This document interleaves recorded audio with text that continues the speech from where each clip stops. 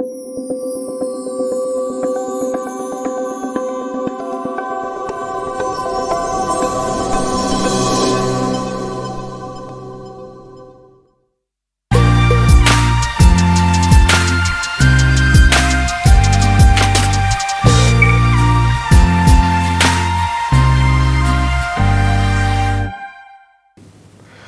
to everyone. This is Viewpoint on Noyan Tapan TV, and I am Benyamin Poghosyan. Today we will discuss what's going on in Armenia-Azerbaijan negotiation process. When Azerbaijan, by force, destroyed the Nagorno-Karabakh Republic and kicked out all Armenian population from Nagorno-Karabakh, many, especially in the West, hoped that despite tragedy itself, this will pass away for a very quick signature of Armenia-Azerbaijan peace agreement. Then we will have Armenia-Turkey normalization, and finally the stability and prosperity will arrive in the South Caucasus with less Russia, less Iran, more West, Armenia being able to say goodbye to Russia. So immediately after the launch of military attack against Nagorno-Karabakh, EU activated its mediation efforts. On September 26, Secretary of Security Council of Armenia, Armen Grigoryan, met Hikmet Hajiev, the foreign policy advisor to President Aliyev, in Brussels. And it seemed that everything was clear to have this big event in Granada, October 5, to sign the roadmap to the peace agreement, and then to sign peace agreement either in Brussels or in Washington, maybe Geneva, Vienna, by the end of 2023. Which would mark the new era in the South Caucasus. The EU, the US, or the collective West will be the new kingmakers who were able to solve the protracted Armenia-Azerbaijan conflict, while Russia and Russian leaders sitting in Kremlin will simply look in desperate hope that something may happen. Unfortunately for the EU, this is not going to happen, and this not happened. Immediately after finishing with Nagorno-Karabakh, Azerbaijan suddenly stated that he's not interested in negotiation in Western platforms, neither in Brussels nor in Washington. Why? Because the European Union and individual member states like France, Germany are pro-Armenian, according to Azerbaijan. US is also pro-Armenian, so there cannot be any efficient or meaningful negotiation in these platforms. Of course, the West was surprised because at the end of the day, Azerbaijan was very happily negotiating in Western platforms since December 2021.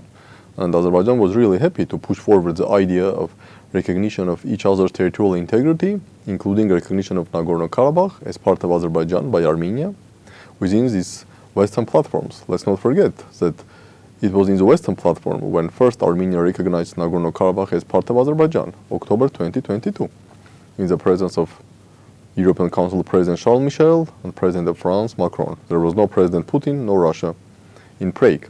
Then Armenia reiterated its recognition, yet yes, Nagorno-Karabakh is Azerbaijan, in May and July 2023, again in the presence of Charles Michel. While by recognizing Nagorno-Karabakh as part of Azerbaijan, Armenia cleared the way for Azerbaijan to demand the dissolution of Nagorno-Karabakh Republic and all its institutions, including Defense Army. And here, everyone has to agree with Azerbaijan. If Nagorno-Karabakh is part of Azerbaijan, then you cannot have two states within one state. There could be only one state, Azerbaijan, no Nagorno-Karabakh Republic, and there could be one army, Azerbaijani army, no Nagorno-Karabakh Defense Army. So, through the involvement of Western platforms, Azerbaijan reached its goals. Armenia recognized Nagorno-Karabakh as a part of Azerbaijan, which itself opens the way for Azerbaijan to demand the dissolution of Nagorno-Karabakh Republic. And when Nagorno-Karabakh Armenians rejected these demands, telling that without state institutions, without defense army, we cannot live in Nagorno-Karabakh, we cannot simply become Azerbaijani citizens, as President Aliyev was offering them. Then Azerbaijan used the force, telling everyone, including the West, that look, I cannot wait for another 25 years, and I cannot tolerate another 25 years of de facto independent Nagorno-Karabakh Republic. I offered them to dissolve the republic peacefully, they rejected, so there was two options. Either indefinite negotiations and another 26 years of negotiations probably, like it was between First and Second Nagorno-Karabakh War, or use of force. So I choose the second option. And Azerbaijan faced zero consequences. No consequences from the West after Azerbaijan attacked Nagorno-Karabakh by force and forced all Armenian population to leave the region. And then, suddenly, now Azerbaijan is telling that the European Union is pro-Armenian, United States is pro-Armenian. EU is confused. They don't understand what's going on. Some now are telling, okay, because Azerbaijan tricked us and President Aliyev is a bad guy, but what we can do, we cannot punish him, we cannot pressure on Azerbaijan because he has some good friends inside EU. So sanctions are not an option. Let's try to support Armenia more. And now we see how delegations of the European Union are arriving in Armenia. Ambassadors, resident and non-resident, fact-finding missions with representatives of EBRD, EIB, European External Action Service, all are coming to Armenia, telling that, okay, Armenia, Azerbaijan tricked us, you suffered, you lost part of your homeland, 100,000 Armenians were kicked out from their homeland again, so as a compensation, maybe we will provide you some support, money, investments, and etc. The problem here is that first, this definitely will not bring Nagorno-Karabakh back.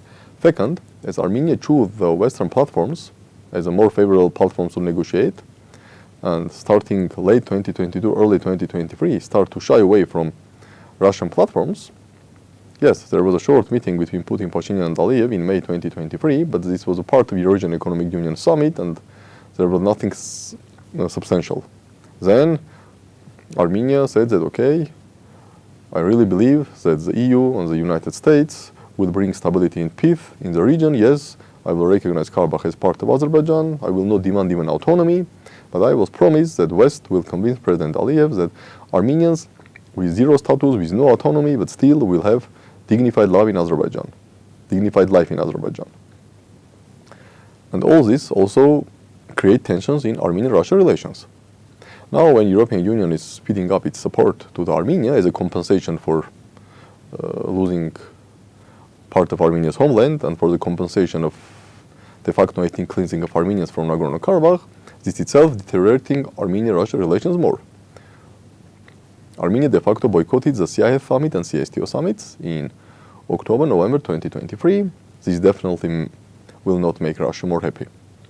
But interestingly, now Azerbaijan is telling that, okay, let's come back to the Russian format, and Armenia are confused. But how I can come back to Russian format when I try to avoid any Russian format, not only negotiation with Azerbaijan, but any Russian formats, hoping that, okay, West will come, will solve the problems, Armenia-Azerbaijan, Armenia-Turkey borders will be opened, investments will pour into Armenia, and we will live happily, without Nagorno-Karabakh, but happily. It's very difficult for Armenia now to come back to the Russian platform. Okay, another option, Azerbaijan tells, let's go back to the 3+2 platform. But this makes even less sense for Armenia, because 3+2 means also Russia. So if Armenia is going to agree to resume the negotiations in Russian platform, then why Armenia should also bring Mr. Erdogan? Because 3+2 means not only Mr. Putin, but also Mr. Erdogan. So if Armenia does not want Russia, but will be forced to have a Russian platform again, then, okay, let's have only Russia. Why to bring not only Russia, but Turkey, which is fully supporting Azerbaijan? Another option is direct negotiations. Azerbaijan is telling, okay, let's go to Georgia, but no Mr. Garibashvili in the room. Only location, only room, 2 cups of tea, 2 cups of coffee, and we are going to speak with each other. The problem here is that Armenia tells, okay, but you violated, I mean Azerbaijan, violated November 10, 2020 trilateral statement. Even Russia as a guarantor. If there will be no guarantors, what other guarantees that after signing any kind of peace agreement, even if I will satisfy all your demands, then you will not attack Armenia again or will not violate this upcoming peace agreement? Another option, to negotiate on the border, again offered by Azerbaijan. Let's have negotiation on Armenia-Azerbaijan border, again with no one. But again, what are the guarantees that Azerbaijan will keep its promises or will not violate any peace agreement? So now situation is very complicated. Azerbaijan says no to Western platforms. Armenia is telling no to Russian platform, also because Armenia-Russia relations are tensed. Definitely, there is no sense for Armenia to go for 3+2 platform, and Armenia fears that any direct negotiations will lead to nowhere. But the problem is that if negotiations are stalled, and now no one speaks about we will have a peace agreement by the end of 2023. This was a mantra, especially from our Western colleagues.